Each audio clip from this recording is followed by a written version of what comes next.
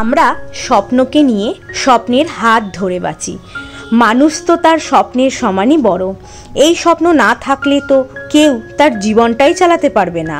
স্বপ্ন ভবিষ্যতের পথ দেখায়, তাই সেই অনুগামী আমরা নির্দিষ্ট পরিকল্পনা ঠিক করি, পরিশ্রম করি। তবে ব্যর্থ হলে কখনো স্বপ্নকে বিদায় জানাতে নেই, ব্যর্থতাকে ছাপিয়ে স্বপ্ন পূরণের পথে এগিয়ে যেতে হয়। গুড মর্নিং, কেমন আছো তোমরা সবাই? আমি সুস্মিতা, আজ আবার চলে এসেছি একটা ছোট্ট ব্লগ নিয়ে। তো দিনের শুরুটাই করলাম চা দিয়ে, তাই এক কাপ চা বানিয়ে নিলাম। আর দিনের শুরুটা চা দিয়ে হলো, কারণ হচ্ছে ঋষির আজকে স্কুল ছুটি আছে, তো এখনও ঘুমোচ্ছে, তাই আমি আমার জন্য এক কাপ চা বানিয়ে নিলাম।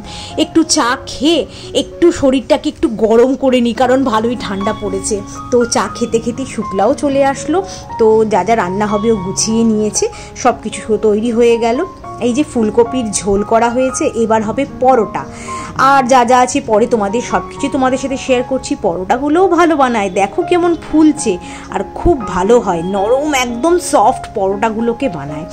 তো এই যে এবার পরোটাগুলো ভেজে নিক। শুক্লা রান্না করে চলে গেল এই মাত্র। তো এই যে পরোটা করে দিয়েছে, ওকে দিয়ে দিলাম পরোটা। আর আছে এখানে যে ফুলকপি আলুর ঝোল, ধনেপাতা দিয়ে বললাম সেদিন করেছিল, এত ভালো হয়েছিল ফুলকপি তরকারিটা। তো রাতে যদি লুচি খাই তো লুচি দিয়েও হয়ে যাবে। আমার আর ঋষির তো, মিঙ্কু নেই বাড়িতে। আর এটা কালকে সেই বাঁধাকপি ছিল, বাঁধাকপিটা এই এখন আমি আর শুক্লা দুজন মিলে খাবো। শুক্লাকে অর্ধেক দিয়ে দিলাম, আর অর্ধেক দিয়ে আমি পরোটা খাবো এখন। আর এখানে এই যে আলু পোস্ত তো করেই দিয়েছে, দেখালাম। মানে আলু পোস্ত আর ফুলকপি তরকারি দিয়ে এবেলা আমাদের হয়ে যাবে, অনেকটাই আছে। আর ভাত ফাত বসিয়ে নেবো, হয়ে যাবে। আর এটা কালকের রয়েছে, এটা দিয়ে এটা পুরোটা খেতে পারবো না, অনেকটা রয়েছে। যেটুকু পারবো না, দুপুরে খেয়ে নেবো সেটা।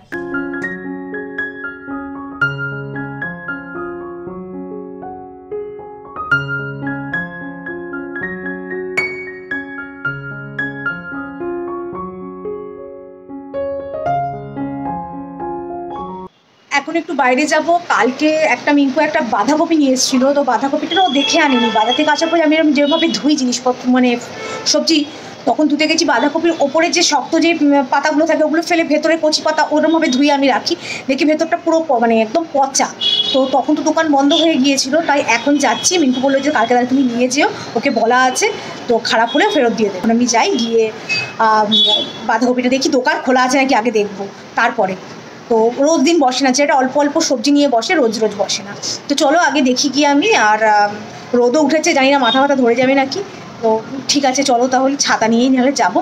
তো গিয়ে আস্তে আস্তে করে গিয়ে দেখি, নিয়ে চলে আসি। বাঁধাকপিটা চেঞ্জ করেছিলাম, তারপরে হঠাৎ মনে পড়লো বাঁধাকপির ব্যাগই নিয়ে, আবার ওপরে উঠে বাঁধাকপির ব্যাগ নিয়ে এখন নামছি। চলো গিয়ে দেখি দোকান খোলা আছে নাকি আদৌ। বাঁধাকপি নেওয়া হয়ে গেছে, আরও কিছু টুকটাক সবজি নিলাম, নিয়ে এবার ওষুধের দোকানে আসলাম। একটু ঋষির কিছুটা ওষুধ লাগবে তার জন্য।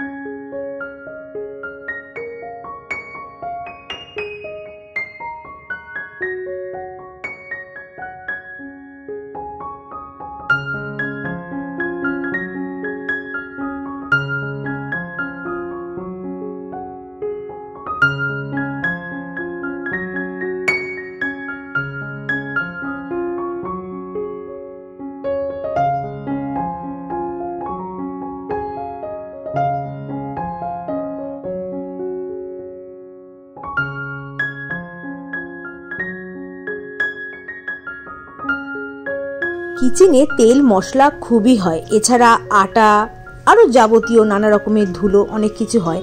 তো এর জন্য না আরশোলার উৎপাত খুব বেড়েছে। তার জন্য আমি 2 দিন ছাড়াই এভাবে রান্নাঘর একটু পরিষ্কার করে নিই।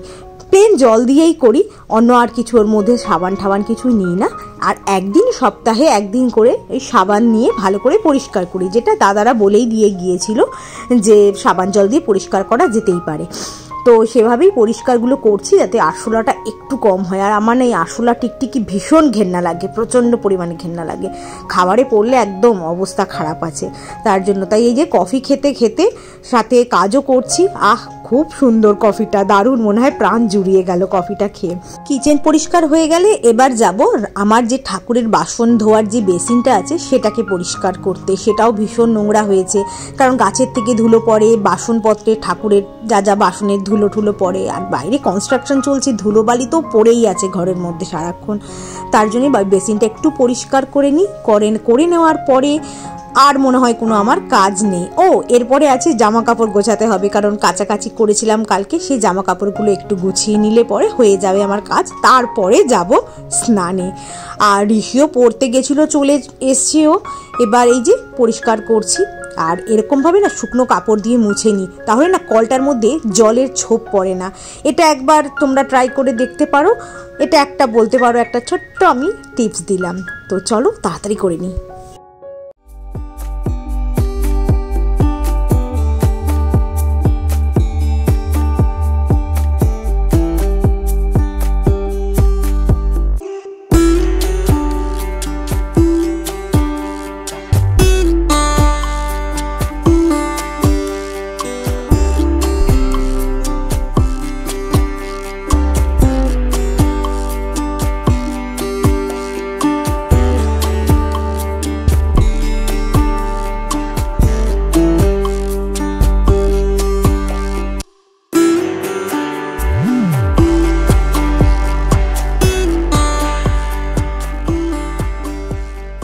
বাজে 1:45, আমার সব কাজ কমপ্লিট।